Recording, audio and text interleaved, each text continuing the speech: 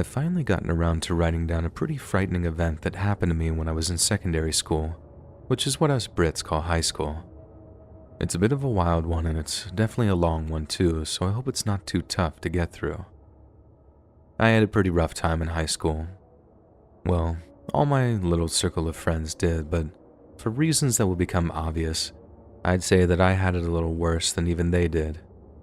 We were like the goth skater crew that grew their hair long, listened to heavy music, wore flannel and Marilyn Manson hoodies. You get the idea. And this obviously meant that, being the alternative kids, we ended up getting picked on an awful lot. The main group of bullies we had to deal with were, ironically, not the jock rugby players who were actually capable of beating us to a pulp. It was a group of 3 girls who we used to not so affectionately call the 3 witches. This caused some consternation in our little group, as to us, being called a witch was hardly an insult. But I suppose that once a few of us referred to them by that name a few times, it just stuck. Given that they were girls, and no offense to any ladies listening, but they weren't exactly capable of physically overpowering us. So instead, they had to get way more creative with their harassment and emotional torture. Think like pouring cafeteria food or milk in our bags, spreading rumors about us and that sort of thing. They also liked to dole out a fair bit of verbal abuse too, which we'd mostly just ignored out of not wanting them to escalate their little hate campaign. But one day, I got particularly sick of it and decided to give one of them what for. Not physically, obviously, because the girl in question was 5 foot who knows what, only verbally. The main perpetrator, and by that I mean the gobbiest one, started giving it loads one day about how we were all losers and loners and stinking skater trash, so I just looked up at her and said something I've been saving for a particularly rainy day. "Your dentist must make an absolute fortune off you," I said, and the way it completely silenced her was absolutely golden. She asked me to repeat myself, I think genuinely because she couldn't believe that I'd actually given her a bit back for once. I didn't repeat myself. I just said the next thing that came to mind. "Did your dad shag a great white shark or something? Because I swear you have more teeth in your head than the rest of us." My mates are just soiling themselves laughing at this point, and I think mainly out of pure shock that I actually had the bollocks to say it. I'm not going to pretend it was pure wit that had me coming out with stuff like that, as I'd literally been fantasizing about knocking her down a peg or two for months. So those were some carefully crafted insults that I honestly never thought I'd ever use on her. She went bright red, and even her friends were completely stunned that one of us had dared to defend ourselves. Feeling good about it only lasted like a millisecond though, as I suddenly realized that she might just start retaliating with nuclear intensity. She didn't though. She just marched off in a huff and left us to celebrate our small victory. I had a feeling though, a horrible feeling in my gut that the retaliation would come later and would still be atomic in scale. And I was right. I just had no idea how effective or how psychotic it had turned out to be. It happened during lunch break the next day, right at the end of it too. I was separated from my little crew, having been stuck in detention for the majority of the lunch break. Then when it was over, we had a 20-minute window to go get some lunch before the cafeteria closed. I remember getting out, walking out of the languages area where the detention had been held, then making my way towards the dinner hall. I'm sorry to get all geographical on you all of a sudden, but you need to understand that there were 2 corners between me and the dinner hall. If it had been a straight path, I'd have seen what was coming a mile off, but it wasn't, so I rounded one corner and walked towards the other. I was walking right into the middle of an absolute maelstrom of trouble. Right as I was getting to the other corner, this huge gang of kids from my year came around the corner, and all I heard was, "There he is." As the head of the pack was the toothiest of the 3 witches, and she's pointing right at me, not with an angry look on her face because of what I'd said to her the day before, but with like this evil-looking, satisfied grin. She might have just had her lunch, but she found what she was hungry for, and her expression perfectly reflected it. But in taking note of her expression, I noticed something else about her face. She had this little cut just above her eyebrow, and There was a little trickle of blood that had run down just to the side of her eye. I didn't have time to really take it in though, because almost as soon as she'd shouted and pointed, and I'd noticed the cut, the pack charged me. I didn't exactly want to hang around to find out what was going on, and as it didn't take a genius that they were angry, and for some reason, I was the target of their anger. I just legged it. Not sure where I was legging it to, I just wanted to get away from the mob. Then, in pure stupidity, I ran behind the back of the languages block where there was a little alley type thing, thinking I might be able to hide from them. Obviously, they'd all seen me running back there, and all I'd done was trap myself into a corner. When the mob descended on me, the lads at the front didn't immediately start hitting me. Instead, they said something that had me crying out in confusion. They were shouting things like, "Hit a girl, did ya? And why don't you try and hit me, eh, big man? Why don't you hit someone your own size?" And all this other stuff. While I'm crying out that I have zero clue what they're on about, the realization hits me like a ton of bricks. I don't know what happened to the toothy witch girl, but something had obviously happened to her, and she was blaming it on me. The lads only got a few kicks and punches in on me before I heard the sound of a teacher's voice shouting at them to get off me and to disappear, as she put it. I thought that was me rescued, but then once the mob had dispersed under the threat of expulsion, the teacher basically grabbed me by the arm and carted me off to the head teacher's office while saying, "You got a lot of explaining to do." I had a good idea of what I was about to be accused of, but I reckoned that it was pointless protesting until I was actually in front of the head. Minutes later, I found out that my assumptions were right, and that I was formally being accused of having punched the toothy witch girl so hard it had split her eyebrow open. They were probably expecting me to deny it, innocent or not, so my initial protest didn't seem to make a dent. They just took their time explaining to me that a full investigation would be undertaken, which would involve the police, and that in the meantime, I'd be suspended while they waited for the results of said investigation. And so, that was that. I was escorted to my locker, told to get what I needed to complete homework, etc., then escorted off the property. I had to get updates from my little group of mates via phone, but the news was all stuff you can probably guess. The three witches were all insisting that I just walked up to them, out of the blue, before punching Toothy One right in the eye. If they'd given a reason for the punch or what led up to it, we certainly didn't know about it, but they were saying that there had been no other witnesses but them, and that the punch had occurred in a place where there were no cameras, and somewhere down by the school playing field. I remember a friend of mine saying, "It looks like you're screwed, mate." And the worst thing was, I got the impression that some of them genuinely believed I'd done it. One or two were on my side with the whole thing and didn't doubt that she was horrible enough to have done it to herself or whatever, but proving it was a completely different story. 3 days into my suspension, my mom got a phone call which she took in the kitchen.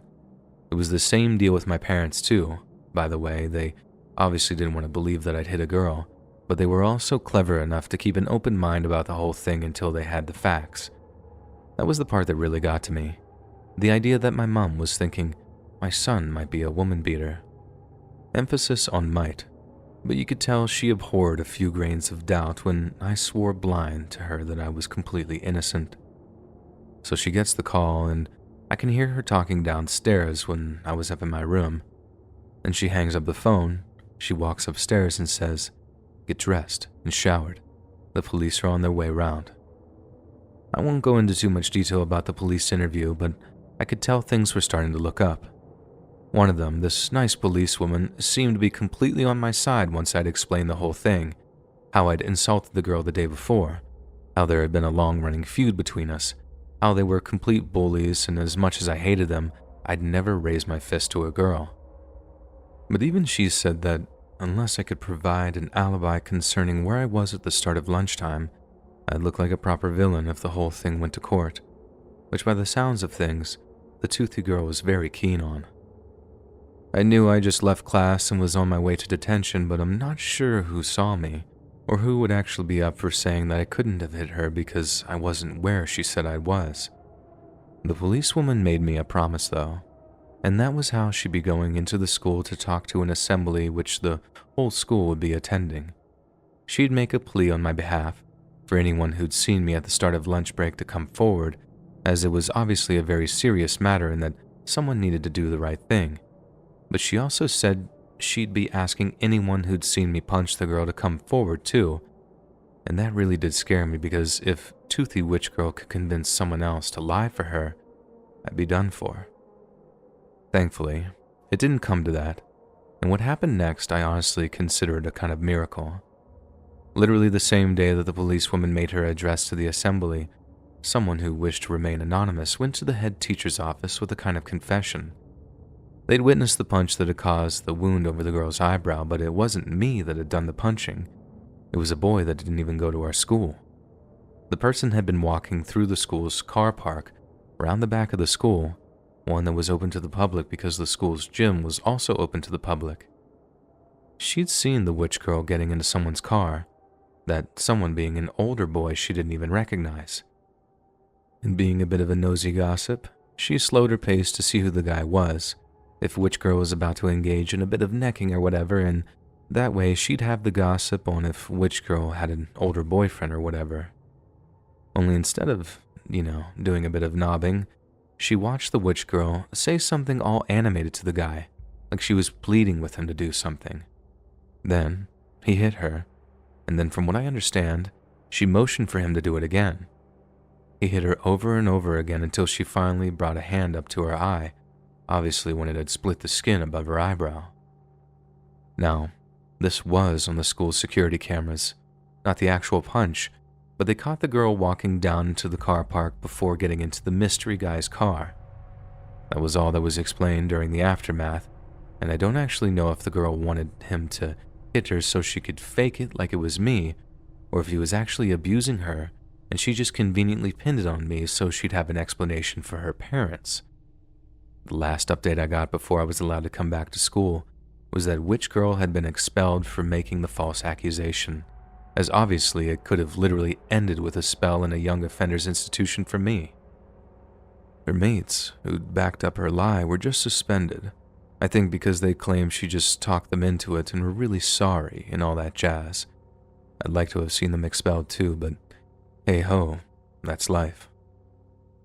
After that, all I heard were rumors, so as much as I can't confirm any of this, I'll share them with you anyway. We heard that the toothy witch girl changed her story, told everyone that the boyfriend was hitting her, and she said she was so scared of him that she'd been forced to blame me just to protect herself. The police then went round to this bloke's flat, nicked him, then took him down to the police station where he claimed she'd talked him into it and that he never wanted to hit her in the first place. I don't know if they believed him or not, but I'm pretty sure the girl's parents wanted to press charges, and I believe that bit because, I'd want him charged too if he hit my daughter, whether he was talked into it or not. We didn't see anything about it in the papers though, and by that point, we didn't really care what happened to either of them, as me and my mates were too busy reveling in the fact that she'd been expelled and was out of our hair. I remember being a bit scared that she and this fella would end up tracking me down or waiting for me outside of school or whatever, but nothing like that ended up happening, so after a while, we all just moved on. For me, the hero of the story is obviously the anonymous person who came forward with the truth about what they'd seen in the car. I went through my last 18 months in that school just never knowing who it was. I have my suspicions about who it might have been, but they never actually revealed themselves to me. I always figured they might do, like right at the end of school or something, just to get a little bit of glory and appreciation, but they never did. They just kept quiet and remained my silent savior. And that's the end of my story. Not exactly terrifying, but I'm sure you can understand why the whole thing was so bloody scary for me. It was a harrowing, sickening, and terrifying experience, and I honestly wouldn't wish it on my worst enemy.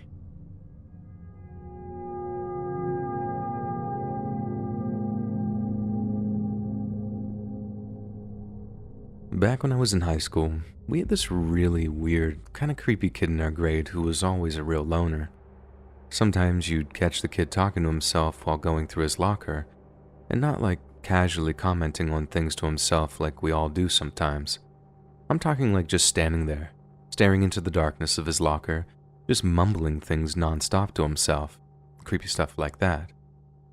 Anyway, I'm not sure if kids still do it today, but back when I was in high school, we used to dissect frogs in biology class. I remember really not looking forward to it, but I didn't want to fail the class, so I figured I'd just kind of suck it up and get it over with so I wouldn't have to repeat the whole grade and do it again. So we're there, cutting up the frogs, removing the organs, and then making a note of which ones they were. You know, like heart, liver, lungs, the whole shebang. Then out of nowhere, this one girl starts screaming. Like this real blood-curdling scream, as they say, the kind that runs right through you just to hear it. Everyone looks around and there's the loner kid with blood on his lips. I swear to God, I watched with my own two eyes as the kid reached down into the open chest of his frog, pulled out one of the organs, not sure which one, then put it in his mouth and started to chew. It wasn't even that he was eating the frog's insides, it was the look on his face as he was chewing. I mean, he looked like it was the tastiest thing he'd ever had on his tongue. One kid threw up, another one fainted, like it was a complete freakout of everyone in class, including the teacher who went totally pale before she barked at him to get his butt down to the principal's office. We never saw that kid again after that. He just disappeared into a puff of smoke, basically, probably because he needed some serious mental help. I still think about that kid from time to time too, and as much as I hope he's doing much better now and has gotten past whatever demons he was dealing with from his childhood, I assume, part of me thinks he just kind of stayed like that, and is probably a little bit dangerous to the rest of society. I mean, like I said, hopefully not, but knowing how some people just never mature after high school, I have my doubts.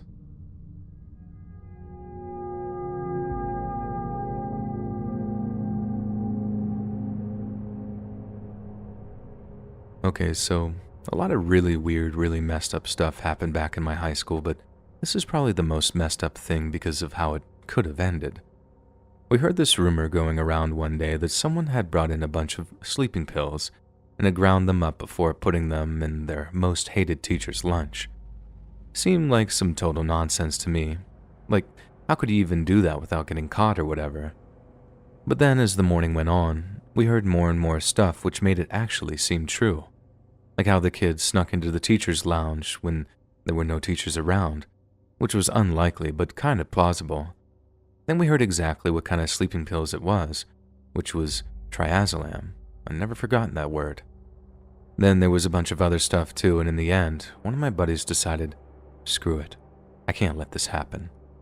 If it was fake, whatever, no big deal, but if it was real, you can do some serious damage to someone with enough sleeping pills, especially if you put them into something that might mask the flavor, like someone's terrible homemade chili or whatever. Didn't expect to hear anything else about it because it's high school, home of where dumb rumors fly around.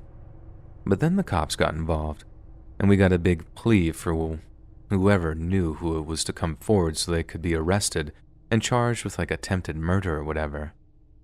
Then that's the thing. No one came forward. It was all true. Like they tested the food for the drug and yeah, it was triazolam. And no one either admitted to it or snitched on the other person that did it.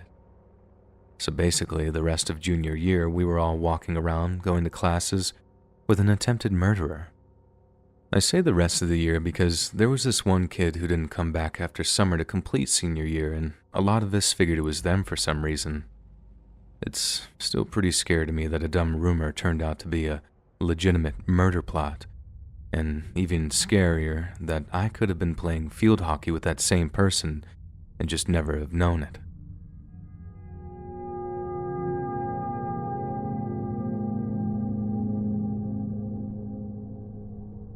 Years ago now, when I was a high school sophomore, someone called in a bomb threat to our school. Instead of evacuating both buildings like I figured they would given the potential number of dead, we were in lockdown for 3 hours, and they condensed all of us in the cafeteria of all places. We later evacuated to the gym, only about 300 feet away, and were stuck there for hours because our parents couldn't get to us. All of our phones were taken because they didn't want us giving information. So there were like 500 moms in SUVs having a heart attack trying to go to the school all at the same time. We learned later that the same threat had been called in to almost every school in the area. There was a robbery at Bank of America while the cops were preoccupied. We were all obviously thankful that it was just a trick, and it's actually kind of smart now that I think about it. But let me tell you, it wasn't funny or smart at the time. We were all absolutely terrified.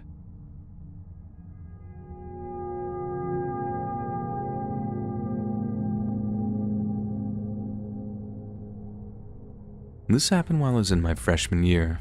My high school had this open campus policy for lunch, and one time, a senior girl left to go get lunch from a mall nearby but never came back. At first, the whole thing was treated as a missing persons case, and as you can probably guess, there were a whole bunch of rumors swirling around concerning what happened to her. People kept insisting that they saw her different places, that she'd run off with her boyfriend, that she was pregnant and her parents were ashamed so they were hiding away. All this crazy stuff, so I didn't know what to believe. We also had all these sick prank calls with kids calling the girl's house pretending to be her. So many that we had a school assembly where the principal and police officers reiterated the seriousness of the situation and basically begged us not to torture her family, who were understandably worried sick. Cut to like months and months later, and these kids found her body rolled up in a carpet under leaves in a relatively well-known hangout spot that high schoolers used to hit up. Because of the location, the Suffolk County PD suspected her killer was actually one of us students, and because of that, they ended up questioning a whole bunch of us who knew her, but they didn't actually arrest anyone. Probably one of the most messed up parts is how I hear younger folks from the same town as me talking about it as if it were some sort of urban legend or whatever. But it's literally in the news for them to read about it, if they just wanted to Google it.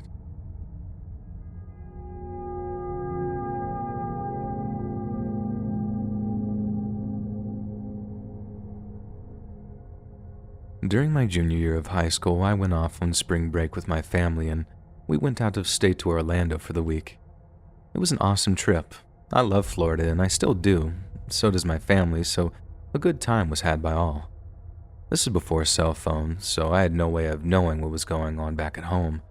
And if cell phones had been around, there's no way any of the following would have been able to happen.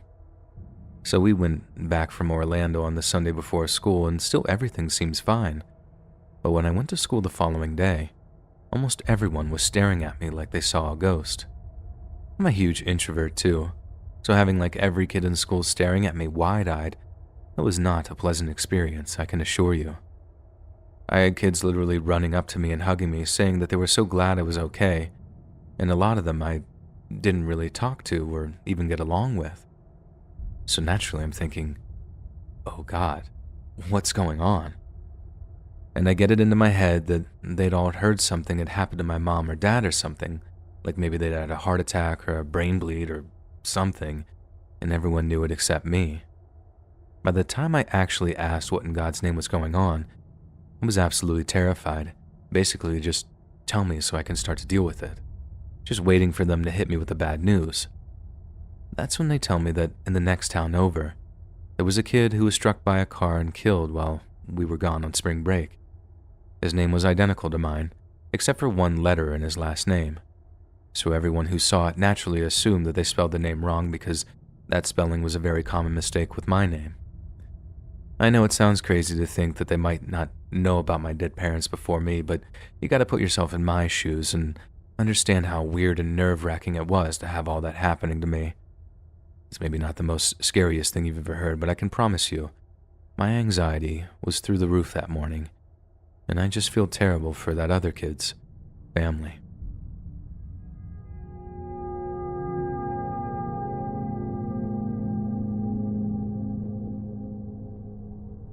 When I was in high school, there was a rumor going around that our principal had killed a woman he was having an affair with and gotten away with it. I remember going home and telling my mom and older sister about it, and obviously they were pretty outraged by the whole thing, so they started doing some major research on the guy, and it turned out to be a false alarm. The whole affair thing was true, hence why he was a suspect. But it turned out he'd been investigated for it a whole bunch and then been acquitted based on two things. One, there were other suspects, as she'd been sleeping around with a few different married men. And two, there was a total lack of evidence. I always figured it was just a nasty rumor, as the principal was the super calm, quiet guy who was always nice and smiling, the kind of guy that seemed like he wouldn't hurt a fly. Years later, after I graduated, there was big news headlines that the guy had been rearrested based on DNA evidence, as that was a relatively new thing at that time. The case went back to court and he was actually convicted. As it turned out, all the skin under her fingernails was his. He had 100% killed that woman and just went about his life all calm and cool. I guess he figured he'd never be convicted for it. But guess what? He was wrong.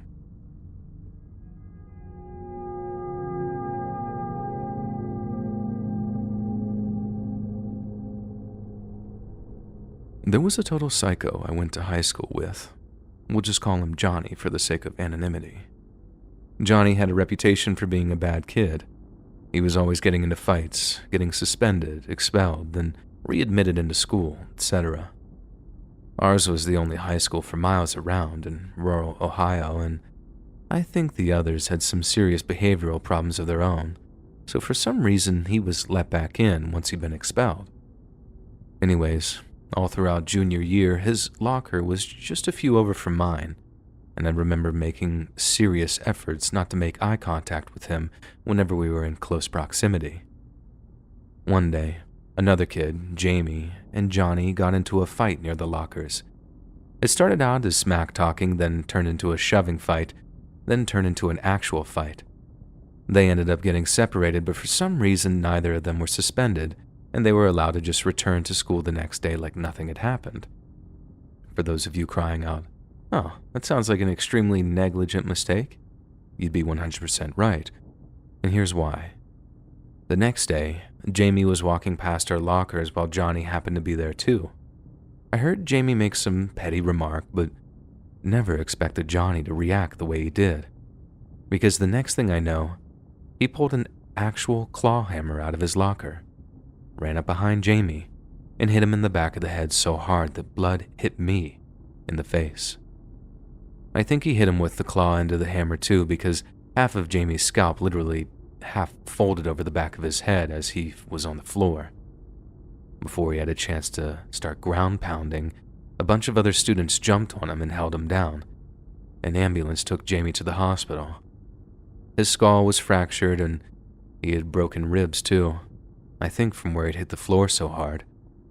But Johnny might have got a kick or two in that I didn't see or don't remember. Thankfully, Jamie survived. It was kind of a gross add-on here. I actually had to get checked out because of the blood exposure. No idea where Johnny went, but I never saw him again after that. And thankfully, they got rid of him for good.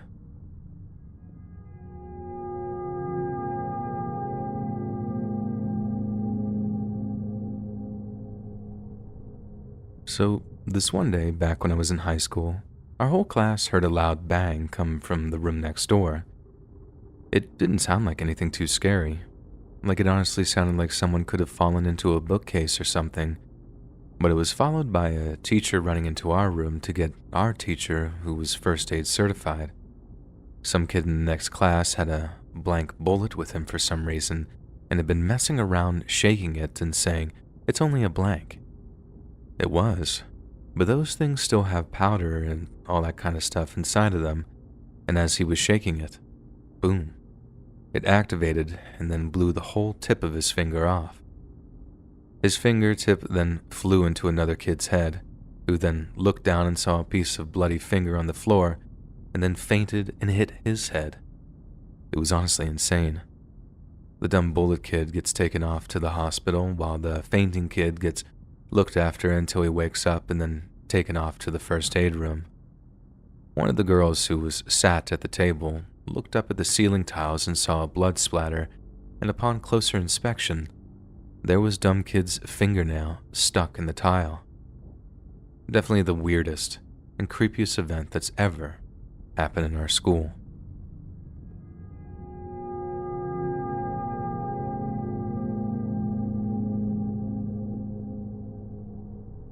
In November 1979, I was a junior in high school. Our school was in an upscale neighborhood, and there were many Iranian families here enjoying a wealthy lifestyle while their kids got an American education. I was close friends with 3 of them, as were my siblings friends with some of them. That same year, the U.S. Embassy in Tehran was overrun by revolutionaries. They took about 60 hostages, and for more than a year, the Iranian hostage crisis was daily news. A few days after the takeover, with no progress in getting the hostages released, the U.S. government revoked more than half of the student visas of more than 90% of the Iranian adults living here in the U.S. This was announced on TV news, but as a naive junior in high school, I wasn't paying any attention to such things back then. One day, all of our Iranian friends were just gone. No announcement, no explanation from either our school administrators or even parents. No one really knew until word started to get around that they'd been repatriated. As most of those Iranians who were here in the U.S. were considered to be supporters or allies of the Shah, revolutionary courts executed thousands of them. Many whole families just disappeared when they arrived back in Iran. So, a few weeks later, I happened to catch a news report while sitting down with my mother and siblings at dinner, and Mom asked me to turn off the TV. I walked over and they showed a whole bunch of men being hung, stopped dead when I recognized one of the Iranian students was a senior. I didn't know him, but I recognized him, and then looking down the row, I realized his father and brother were among the 12 or so being hung. It was then that I realized that it was probably the fate of my friends as well. I collapsed on the living room floor, and my mom got irritated that the TV wasn't turned off and came into the living room to find me in tears on the floor. It's been 35 years, and every once in a while I open my high school yearbook and look at the names and faces of my old friends.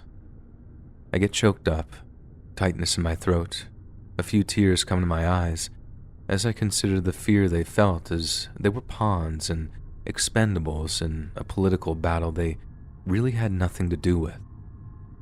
Rest in peace, my friends.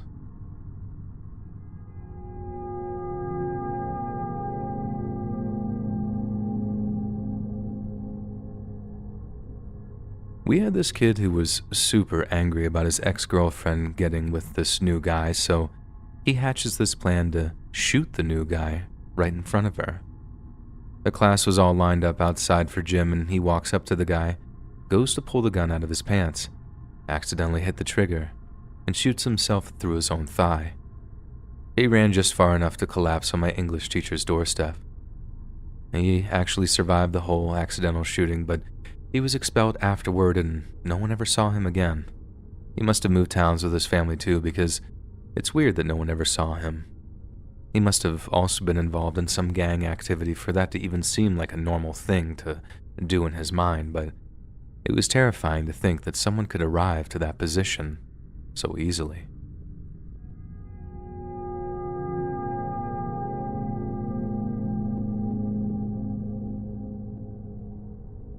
Back when I was in high school, these 2 girls were fighting over a boy.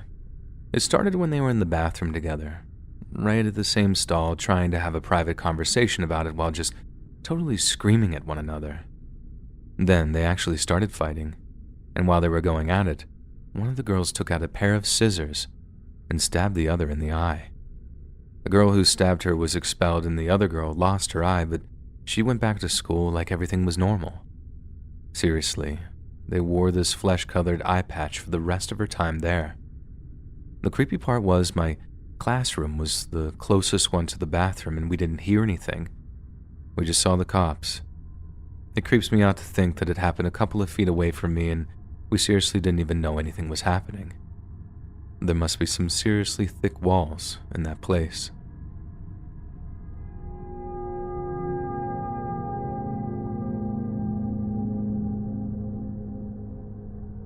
Now, you gotta keep in mind I didn't transfer in until after this happened, so I only hear about it from a friend later on, but they were right there in the room when it happened.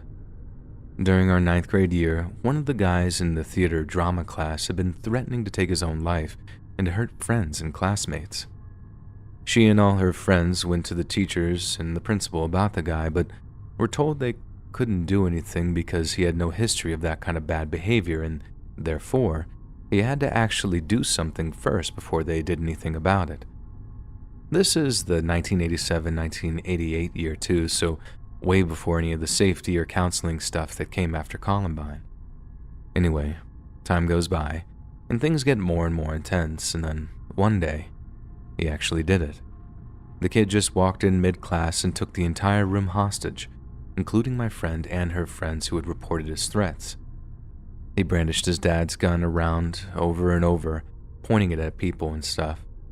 And then, when one kid tried to talk him down, they pointed the gun at him and actually shot him. The way my friend tells it, it looked like the kid got shot in the face and everyone just started screaming like they'd watched someone instantly die in front of them. Luckily, the kid just lost his ear, but not his life, thankfully. She was still giving legal depositions about the guy about 2 years later when I first met her, which is how I hear the story. Some kids were just straight up traumatized by it and had to transfer schools because they couldn't go to where they'd seen it all happen. It makes me feel very lucky that I wasn't there that day or had transferred to that high school in freshman year.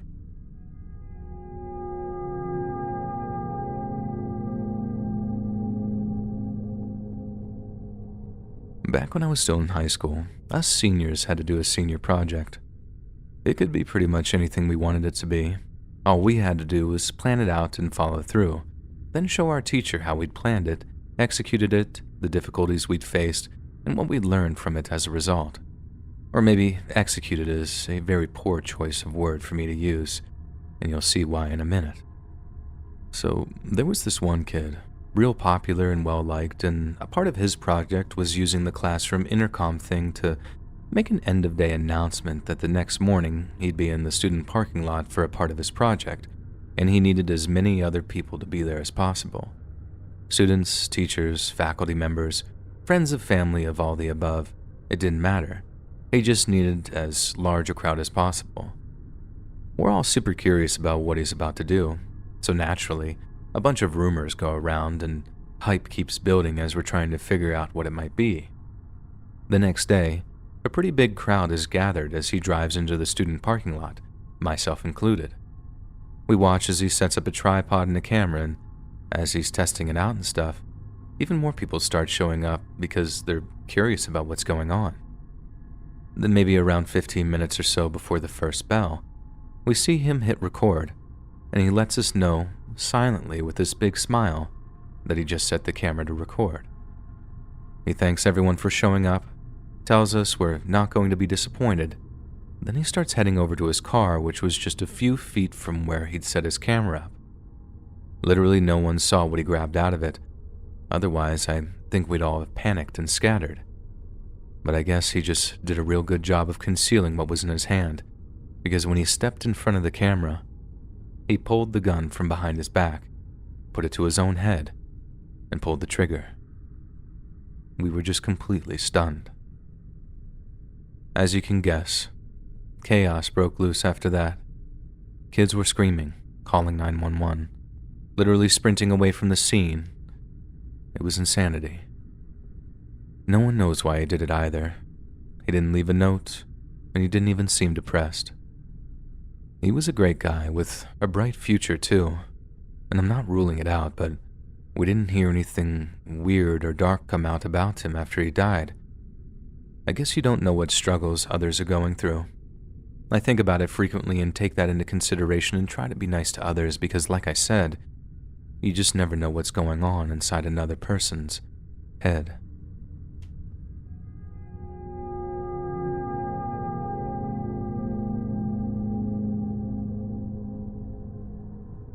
This is a story from my high school days, probably the worst thing I've ever actually seen with my own eyes. There was a special needs kid who actually drowned in my swim class. None of the caretakers kept an eye on him at that time, and he drifted off into the deep end. No one had seen him until the lifeguard had to dive in and get him. From what I know, the lifeguard was fired. I can't say if the caretakers were fired too. Having journalists find us outside of the school by the parking lot and asking us questions about what happened was almost worse than seeing the dead kid being pulled out of the pool. They just didn't care how upset or hurt we were. They just wanted a good story.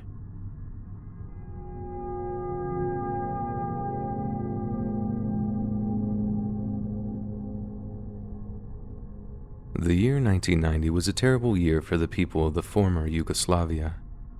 Following the fall of the Soviet Union and the subsequent downfall of European communism, the unity of the multinational Yugoslavs began to slowly unravel. There had always been a degree of animosity between Serbs, Croats, Albanians, and Bosnians, but as ethnic tensions simmered away following various political confrontations, a violent, xenophobic conflagration seemed almost inevitable. One particular event that preceded this inter-ethnic conflict was the segregation of high schools in an area known as Kosovo. Serbian political leaders believed they needed to protect the integrity of their culture and language, insisting it was superior to the region's ethnic groups. Therefore, in their minds, the decision to exclude other nationalities from Serbian schools was the only possible course of action. Yet shortly following this decision, a series of bizarre and terrifying events began to occur. Events that continue to remain shrouded in mystery even all these years later. On March 20th of 1990, in the Kosovan city of Pudujevo, the students of the Juro Djokovic High School filed into their class to begin their daily lessons. The morning was mostly uneventful, but as the day wore on, more and more of the children began to complain that they felt unwell. Suddenly, a rapid onset of horrifying symptoms began to affect the children, especially those that had noticed a fine white powder on their desks at some point during the day. They began to suffer cramps, with some even passing out before frothing at the mouth. When they woke up again, they complained of having vivid and terrible nightmares and were quickly admitted to the hospital. Then as the days went by, school absences increased dramatically as more and more of the Kosovo's schools began to notice identical symptoms among their students. By March 22nd, over 200 students of the Podujevo's various schools had displayed symptoms of the illness, and a deep panic had set in among the residents as more and more of them began to suffer from the mysterious and terrifying illness. That same day, the Faculty of Medicine at the University of Pristina, Kosovo's capital city, convened to address the public with a prepared statement. They announced that they believed the region was in the grip of an epidemic, but refused to give any information until they had properly analyzed blood and urine samples that had been taken from the victims. Yet when the test results of the samples came back, they failed to provide a solid conclusion on what was occurring. According to Pristina University's Faculty of Medicine, the only thing they could rule out was the possibility of some kind of poison being to blame. However, this struck some medical professionals as being very strange indeed. A doctor named Baron Cohen, who was a member of a human rights organization known as the Helsinki Federation, said it was impossible for the doctors at Pristina University to come to such a conclusion so quickly. According to him, it would take a properly staffed laboratory up to 6 weeks to correctly analyze such samples, while it seemed to have taken Pristina just a matter of days. Dr. Cohen's statements was then refuted by a Serbian doctor by the name of Balosevic, who went on local Serbian TV to make a rather eerie statement. He claimed that the events in Kosovo were all about acting for the Cannes Film Festival, and accused the Albanian doctors who had noticed the illness of participating in a children's masquerade.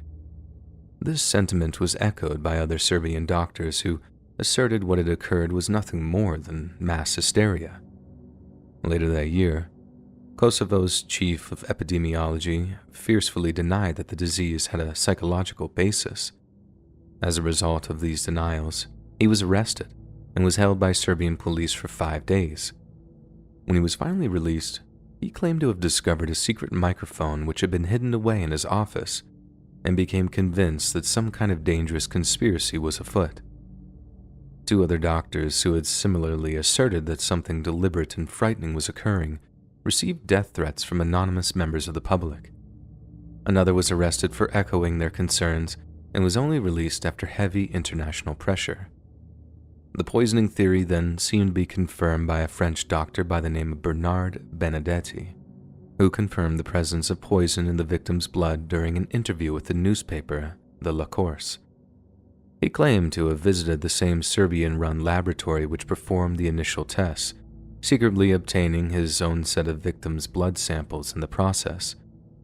After attempting to raise the alarm with French authorities, Dr. Benedetti claimed that he was completely ignored by the relevant public bodies and believed their reluctance to take action was motivated by their fear of soaring diplomatic relations with Serbia. Another non-governmental organization, Commission of Geneva, dispatched representatives to Kosovo to find out the truth, and although they didn't take blood samples, their findings were highly disturbing. Instead of taking or analyzing tissue samples directly, they instead compiled a list of symptoms shared by the Kosovan victims. This is how they discovered that many of the students seemed to smell like vinegar when they arrived at various hospitals. According to them, this was an indication that the poisoning had been caused by some kind of organic phosphate, in other words, nerve gas. This prognosis was reinforced in February of 1992 when a chemical weapons expert released a statement to the press. He agreed that some kind of poison had been deployed against innocent schoolchildren, but that it had a chemical structure more in line with an herbicide than with a weapons-grade nerve agent. As more and more attention was drawn to the poisonings, Serbian officials rushed to label the entire affair as a case of mass hysteria, and that spurious evidence had been concocted by Albanian separatists. Yet instead of producing their own evidence with proof of anything of the contrary, Serbian police not only obstructed medical services, such as confiscating driver's licenses from ambulance drivers, but they ordered the medical records of the poisoned patients to be destroyed. Some patients and physicians were even interrogated and mistreated while in police custody, and despite Albanian doctors appealing to the government to establish an independent and impartial international investigation, their demands were rejected. Then, something equally disturbing occurred. A few months after the poisonings, a medical symposium was due to be held in Zagreb, the capital city of neighboring Croatia. It was here that a famous Croatian biochemist, Dr. Franko Plavšić, was due to present the results of his analyses of the blood and urine which he had taken from patients with the mysterious affliction. Yet, just before he was due to arrive at the symposium, Dr. Plavšić seemed to drop off the face of the earth and has never been heard from since. One of his colleagues admitted that Dr. Plavšić had received a number of death threats as a result of his research into the poisonings, and openly stated that he feared the man had been killed. After Dr. Plavšić's disappearance, talk of the poisonings finally abated, as it seemed his colleagues had been suitably intimidated into silence.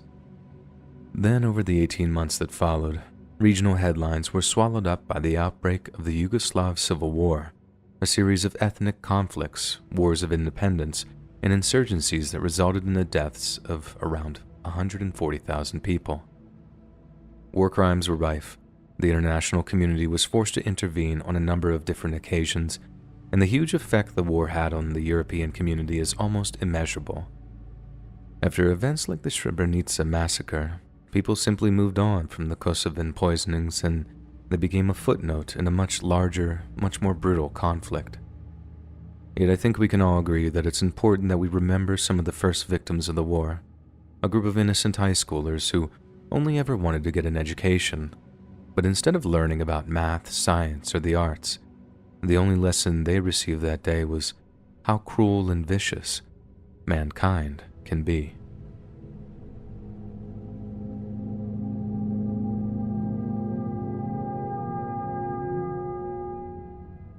In Collinwood, Ohio, there's a beautiful old memorial garden where the Lakeview High School had once stood. Constructed in the late 19th century, the school hosted hundreds of local teenagers whose daily attendance was their ticket to productive, successful lives. Yet one fateful day in 1908, a terrible incident occurred which meant that scores of them would never return home again. That event has gone in history as one of the deadliest school disasters ever recorded, an event which has come to be known as the Collinwood School Fire. What caused the conflagration remains somewhat unclear, yet in the aftermath, there was a great deal of speculation among local citizens and local media. Some of the newspapers suggested that the building's janitor, Fritz Herder, was to blame for running the boiler too hot. Others blamed girls smoking in a basement closet near flammable materials. Yet a coroner's inquest concluded that heating pipes running next to exposed wooden joists ignited the building, which meant that no one could be held legally accountable for it. However, many parents were suspicious of how quickly the inquest was carried out and violently objected to its refusal to hold the school board, the architects, or anyone else responsible. Ohio's chief inspector of public buildings explained the problem in his annual report to the governor and citizens, saying that the cause of the fire cannot be determined. Many believed it originated from the heating systems or boilers, but proof has been offered to the contrary. The only thing we know for certain is that whatever caused the fire, it transformed the Lakeview High School from a place of learning into an inferno. You see, with regards to how it was designed and constructed, the school was nothing short of a deadly fire trap. During the course of the blaze, the school's masonry exterior acted as a kind of chimney, sucking the flames upwards as the wooden interior burned. Open stairways in the absence of fire breaks enhanced the chimney effect, effectively roasting escaping students with white-hot temperatures as they attempted to flee. On top of that, the school had only 2 exits, and it's thought that the fire quickly blocked one of them off, leading to a mass crush near the only functioning means of escape. As children rushed to the rear door of the school, they were greeted by a lobby that was narrowed by partitions, causing a horrific bottleneck effect. As they struggled and screamed, students began stumbling and falling, forcing others to climb over them in order to escape. Some accounts describe children being pinned against inward swinging doors, meaning that no matter how much they pushed, the crush meant that there was simply no means of escaping the smoke and flames. At the time of the fire, Collinwood's small volunteer fire department were equipped with nothing but horse-drawn engines, meaning they arrived too late to battle the inferno. In less than an hour, the 3 floors in the roof of the Lakeview School collapsed into the basement, leaving only a hollowed-out, scorched brick ruin. And by the time it was over 170 students, 2 teachers, and 1 first responder had been roasted alive or suffocated. In the aftermath, the town of Collinwood paid for the burial of 19 unidentifiable bodies in a shared grave at Cleveland's Lakeview Cemetery. After crews tore down the ruins of the school, disputes over the use of the land soon flared up. The school board had initially planned to build a new school on the site of the tragedy, arguing it was the most efficient and financially conservative course of action. Yet mourning parents were outraged by the proposal, and some also filed lawsuits to prevent this from happening.